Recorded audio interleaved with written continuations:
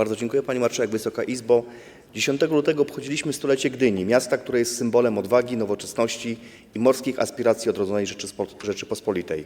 Z niewielkiej kaszubskiej wsi decyzją II Rzeczypospolitej i wysiłkiem tysięcy obywateli powstał port i miasto, które stały się oknem na świat, fundamentem naszej gospodarki morskiej i dumą narodową.